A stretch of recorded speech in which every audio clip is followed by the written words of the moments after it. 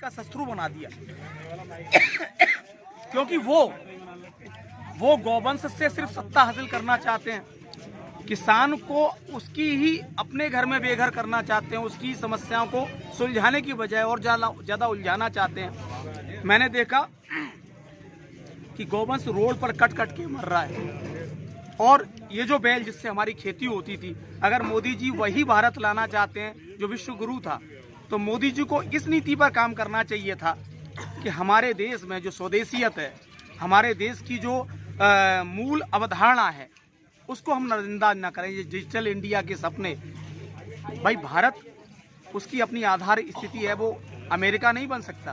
भारत की एक संस्कृति है, भारत का एक गौरव है, उस गौरव को कुचल के, उस संस्कृति को कुचल के हम एक अमेरिका उस पर निर्माण कर दें। भाई देश इंसानों से बनना है ना, इमारतों से नहीं बनना।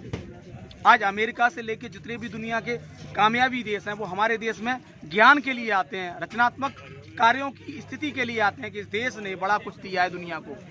लेकिन मोदी जी कहते तो ये है, हम जन स्वास्थ्य का ख्याल रख रहे हैं, हम जन शिक्षा दे रहे हैं, लेकिन मुझे तो लग रहा है शिक्षा का पूरा शिक्षा का काम ही खत्म है। शिक्षा के जितने भी संस्थाएं हैं वो सबकी सब दोहरी बना दी गई हैं। जिनके पास धन है उनके बच्चे बड़े स्कूलों में जा रहे हैं, वहाँ से उनको जो प्राप्त हो रहा है, और जिनके पास धन नहीं है वो पूर्णतया अशिक्षित हैं, वो सिर्फ साक्षर हैं लेकिन शिक्षित बिल्कुल नहीं।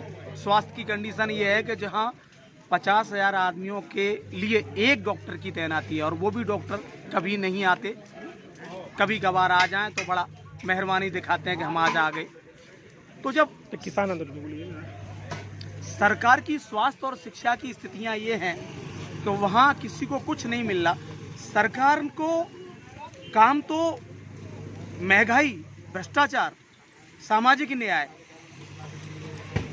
और बेरोजगारी पर करना चाहिए था, लेकिन पिछले कार्यकाल से इस कार्यकाल तक मोदी जी ने मुझे नहीं लग रहा कि कोई भी काम किया है। ये राष्ट्रीय मुद्दे हैं, राष्ट्रीय मुद्दे राजनीति में गायब क्यों कर दिए गए? अरे सत्ता हासिल करनी है, लेकिन सत्ता हासिल करने का मतलब ये बिल्कुल नहीं हो सकता कि हम राष्ट्र सत्ता ही भूल जाएं। दरअसल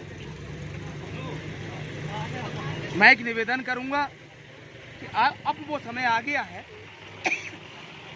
कि जो आंदोलन है, अगर लोग इसी तरह सड़क पर उतरना शुरू हो गए जैसे आज किसान हम लोग उतर रहे हैं, तो कल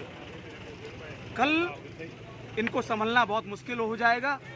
और इनको ये सोचना चाहिए कि इस देश को अब हमें दबाना बंद कर देना चाहिए। इस देश की आवाज़ जो जन आवाज़ है उसको महत्व देना चाहिए, और हमें इसकी रचनात्मक स्थिति, जैसे किसी के पास कोई प्रतिभा है, योग्यता है, चरित्रता है, तो रिजर्वेशन के नाम पर या फिर किसी और राजनीतिक एजेंडे के नाम पर हम ये सब जो कर रहे हैं केवल सत्ता हासिल करने के लिए, इसे हमें बंद करना चाहिए।